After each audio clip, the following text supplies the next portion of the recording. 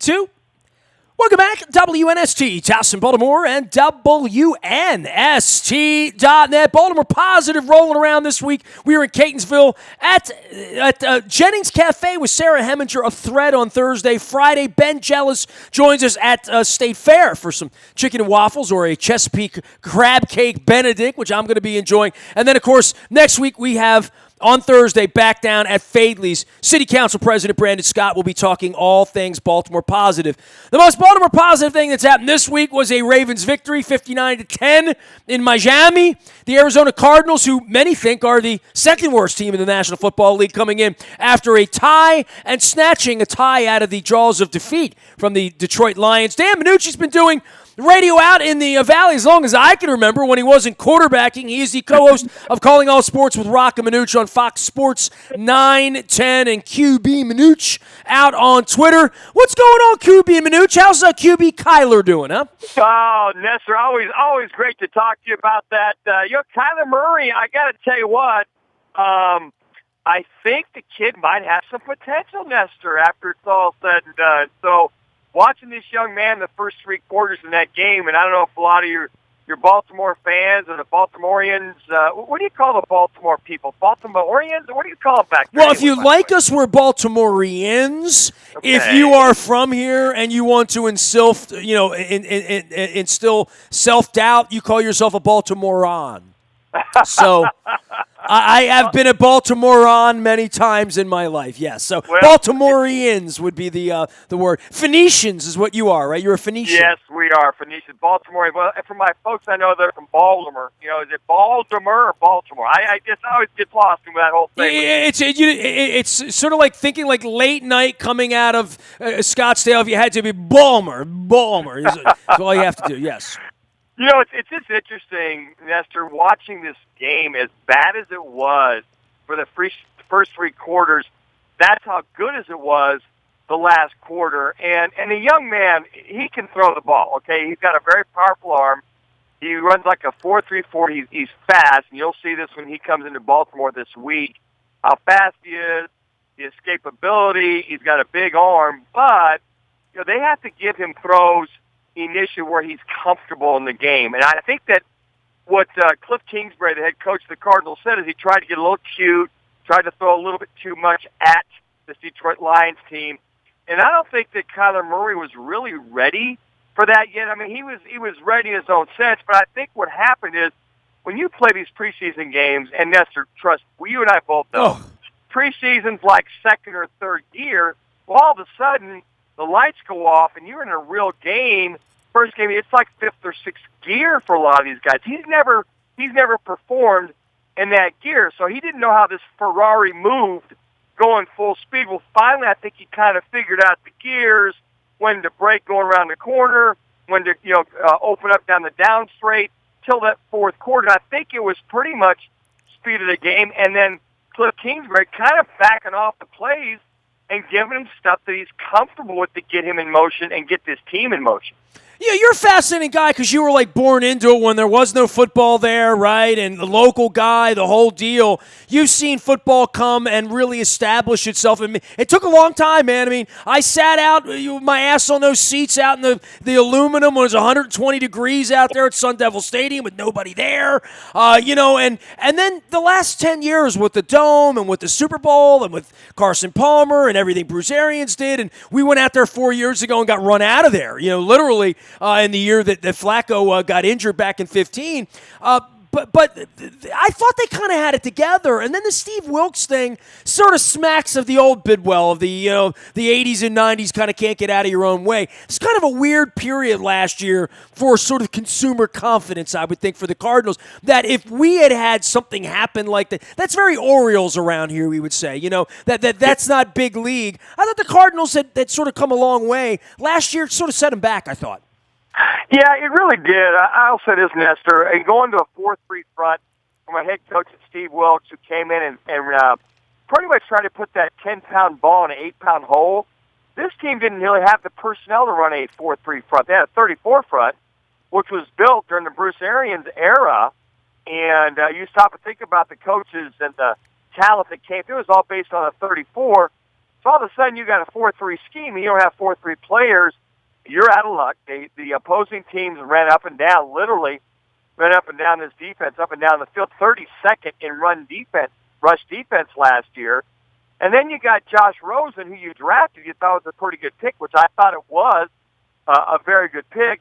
But then all of a sudden you've got these linemen you bring in that came off the IR. They got injured. You had a revolving door at the offensive line. And then all of a sudden you can't run. You can't protect. Mike McCoy's your offensive coordinator, who just had called woeful games. This team was lost. It was basically adrift without oars in the boat. And it just turned into a total debacle offensively, defensively, special teams, you name it. And you're right. Just after they had some success under Bruce Arians decides to move on and retire. I really felt that Steve Keim, also the general manager of the Cardinals, didn't quite go get the personnel, relied on a few more things that they just didn't have, and then lo and behold, you're 3-13. So now they're trying to retool. They said, well, what the heck? What do we have to lose? Let's go grab a coach that's never coached in the National Football. Yeah, I mean, talk to me about that. I mean, you come off as something that doesn't work, and then you pick the most unorthodox thing you could possibly think of. After the guy took the USC job, it just the whole thing's weird. I mean, drafting a quarterback and then kicking him out the side door. Every part of it makes me say, do they know what the hell they're doing out there? But of course, I asked that about the Eagles a couple years ago, and then they did, right? Literally. Well, and I think to your point, the whole Chip Kelly era there in Philadelphia, it was well and good and cute for a couple of years, right? And then the National Football League caught up to all the cuteness, the quasi RPO air raid, get the playoff in 15 seconds, and they took care of business. And then he moved on and went off to San Francisco, and it didn't work there either. So to your point, this was very unusual that Cliff Kingsbury, who, he might put 500 yards of offense on you, but you're not winning. And the guy that didn't win in college, they can throw the hell out of the ball. I had a guy named Patrick Mahomes that's very, very, very good. But then you bring him in, and then now you're forced to go get that kind of talent that you're going to need for the air raid receivers and a quarterback, the Heisman Trophy candidate or Heisman Trophy winner, that knows how to run this. That all seems well and good, but very, very unusual. And that's why the first three quarters, you're going, this is not going to work. And then all of a sudden, the script literally flipped to where this thing started really working and showing itself what it can do if it's run properly. But here's the thing, Nestor. You better have a defense that can stop people and get people off the field.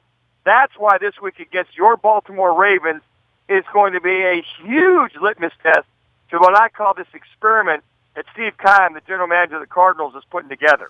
Dan Manucci is the host of Calling All Sports with Rock and Manucci out in the Valley of the Sun where the weather's always better. I always appreciate we get to come out there and play. Can we play out there every 4 years instead of every 8? That's my question. QB Manucci is the way to find him out on Twitter. He's at Fox Sports 910, and a former quarterback himself and doing sports radio all these years out there. Terrell Suggs and the homecoming this week, a lot to be made of that here. I have said many times my least favorite Raven, and I know out in Arizona there's been 15, 16, 17 years that we should have taken that guy, all of that stuff, and the Cardinals sort of passed on Terrell Suggs, who had a lot of character issues back then, and the team sort of covered for a lot of that stuff for a long time here. He always sort of wanted to go back. There was always a thought that he was going to go back, that he was going to sign there. I've counted that guy out more times than anybody with Achilles injuries, all this stuff. I saw he had 2 more sacks. He's going to the Hall of Fame. He's an incredible football player. But the story comes full circle when he goes back out there and chooses to sort of end it there instead of here. Everyone here was shocked by that move.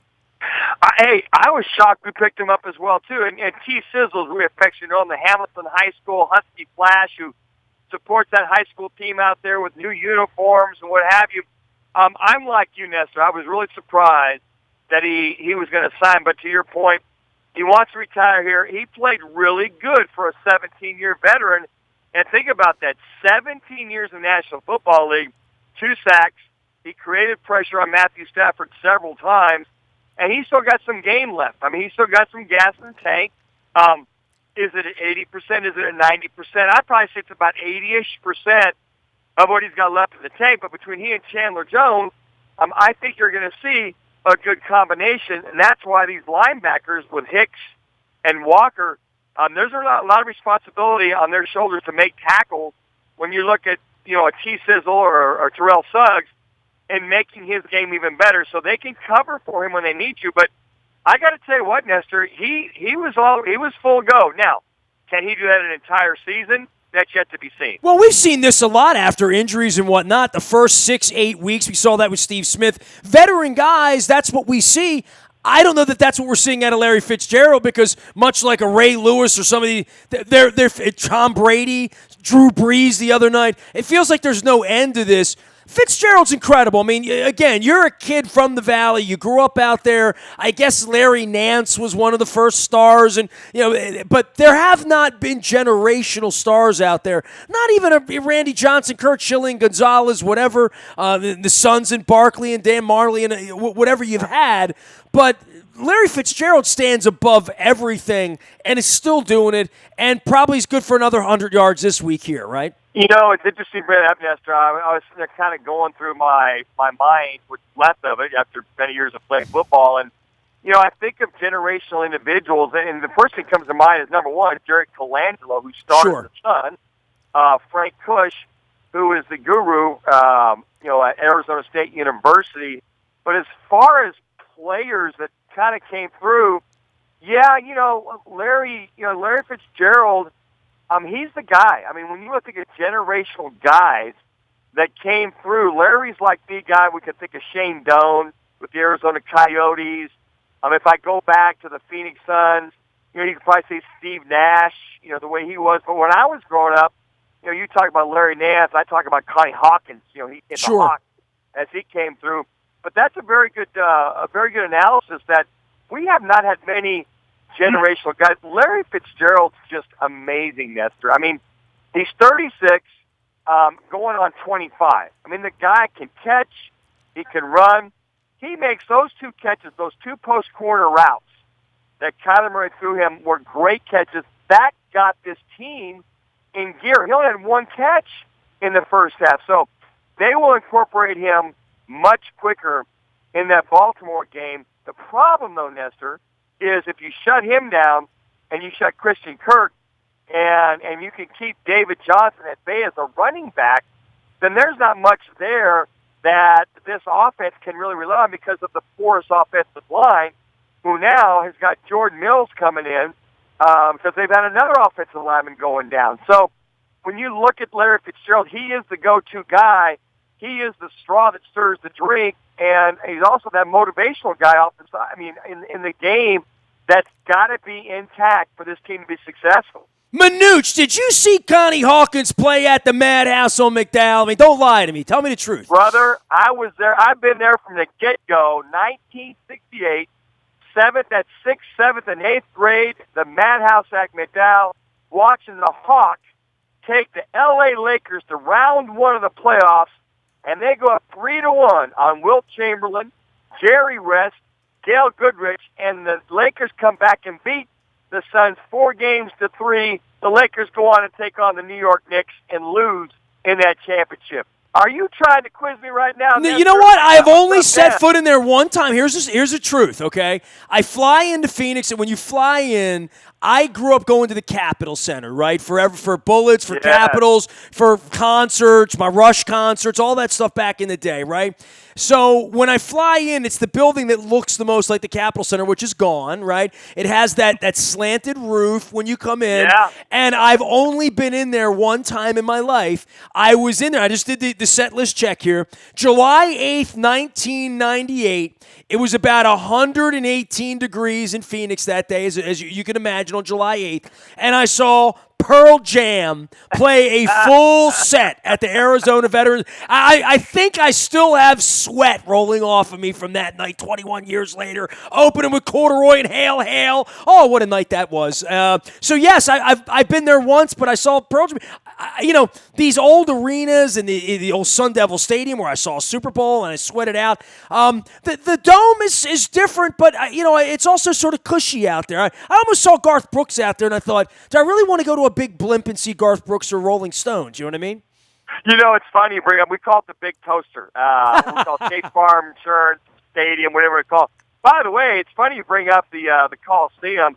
The Phoenix Mercury are going to be playing there next year because they're refurbishing or remodeling, this former America West Arena, and we call it now Talking Stick Resort Arena. And it's funny, my wife and I saw Sheryl Crow there last year at the Coliseum. Really? When the Arizona State Fair was in town. So, hey, a lot of the old digs are still going strong, but the new toaster that we have out here, we call it, is it's 195 outside, it's 72 in there. It's a gorgeous stadium, a great stadium, and I think when it's beautiful out here, and by the time it's end of October, mid-November, it's 75, 80 degrees. We've got the roof open, and when you guys were out here, what was that, 2-3 years ago, and Joe Flacco, and I think we whooped up on your butt at that particular time because you couldn't stand the cushiness of State Farm Insurance Stadium. That was a rough evening, as I remembered, on Monday night. I mean, Journey came out, sang the national anthem, and it went downhill from there, I think, with Carson Palmer. But Dan Manucci has been doing it out in the Valley of the Sun for a long, long time. You can follow him at QB Manucci. Calling All Sports is his show with Rock and Manucci on Fox Sports 910, and your website is rockandmanucci.com as well. Yeah, you mentioned Frank Kush. I told this story to Kent Summers earlier. I want to tell it to you, too, because I don't get to talk to Arizona people all that often. I don't bother you much. I didn't even bother you when Adam Jones was, signing out there this year. I was doing a book on coaching and leadership about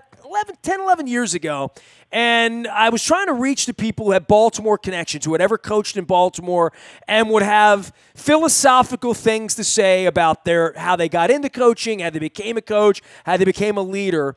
And Frank Kush agreed to sit with me, and my wife and I were out for one of the NFL owners' meetings at the Biltmore.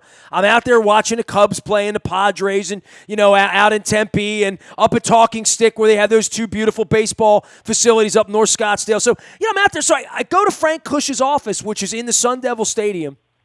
And it was like a skybox over the stadium that his view of his name is on the stadium. He had this giant skybox in the top, and he had a little Baltimore Colts pencil, pen. It was a helmet, but it was for his pencils and pens on his desk. It was the only Colts thing in there. And I'm there to talk to him about the Baltimore Colts and how drunk Irsay was and all that stuff. And I go, this is back in your era now. You longed to play for the Baltimore Colts. You still had Baltimore Colts back in your era. So I sat and talked to him, and he gave me about an hour and a half. He's so cool. He had that gruff demeanor. But, man, I started to talk to him about his roots and growing up in Pennsylvania and hand-washing their clothes outside and never having running water and all of these stories. My dad grew up in Scranton, Pennsylvania, so I heard some of those from my dad, who was born in 1919 as well. But Frank Kush said to me, and I told Kent this, that I said to him, Frank, what makes a great coach? What do you have to have? And you know what he said to me? He said, they got to fear you. They got to be afraid of you to play for you. And I thought to myself, man, that's 1945. And you know what I mean? Yeah. I don't think Terrell Suggs is afraid of Cliff Kingsbury this week. You know what I mean? It's funny. I could hear Frank, because Frank, God bless him, I've known him for forever. Matter of fact, his son played at Tempe High School. I played at McClintock High School. He was a quarterback. I was a quarterback, and we were rivals, and we beat them my senior year. Wow, and all right. I've known Frank forever, and I could just hear him going, Nestor, get your ass over here. Nestor, you jackass. What the hell are you doing over here?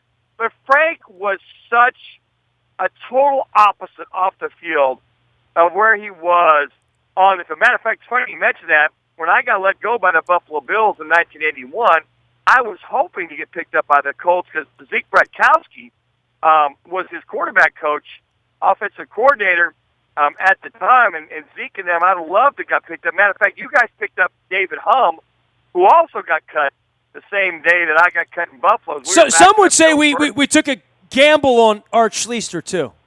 Oh, my goodness, yeah. I mean, yeah, you did, and then you had Mike Pagel, who I know Mike really, really well. Mike came through there and did a good job for you guys. But Frank Kush, when you think of that era of Phoenix football, how it related to Baltimore, I mean, I sit there and think, oh my gosh, when you were getting ready to draft, this guy named John Elway, and get that going, knowing Frank, I felt that John and his dad sold Frank Kush short out of what he could really do for his career. And the arrogance, I feel, my opinion, that John Elway and his family showed not to go to Baltimore.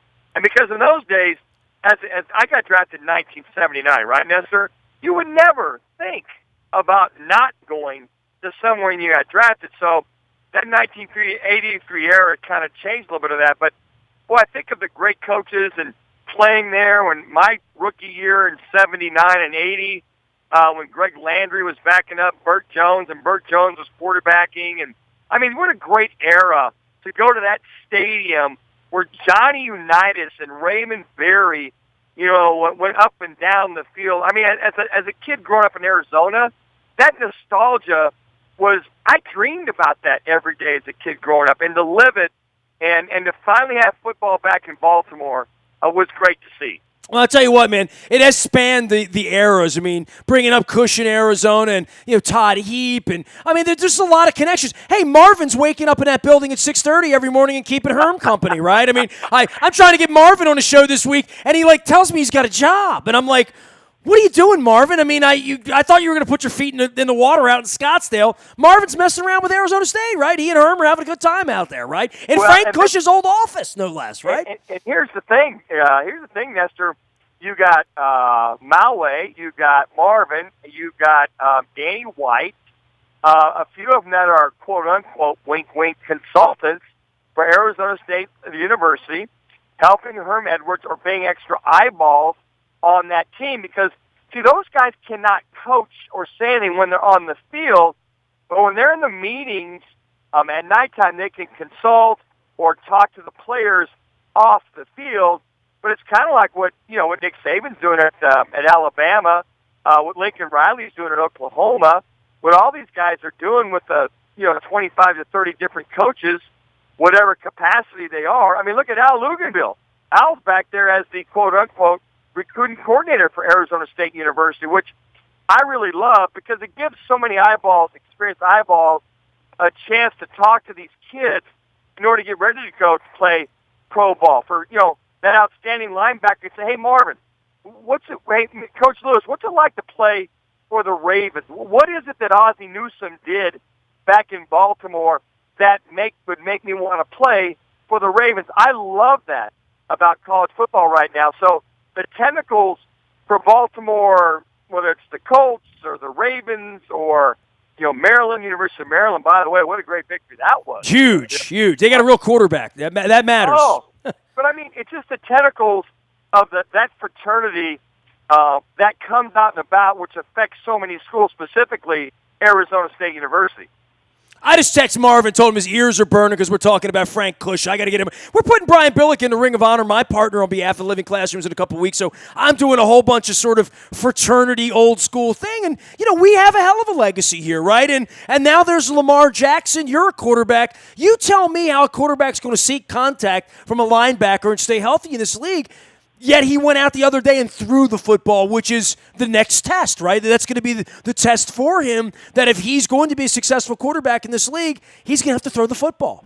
Yeah, and I think, Matt, we talked about that with Kyler Murray as well, too. If you're going to be a successful quarterback, escapability, running ability, speed, that's all well and good, Nestor. That adds to your game. But if you're going to win, key way there, win and be successful in the National Football League, you've got to be able to throw from the pocket and throw from the pocket on a consistent basis, down in and down out. That's number one. Number two, I coach a kid, I've coached up a guy named Brice Perkins who's at UVA right now, one of the most phenomenal athletes I've ever seen come up in high school. And I said, look, that moniker of you being a phenomenal athlete who can just happen to throw the ball is something that's stuck in his craw.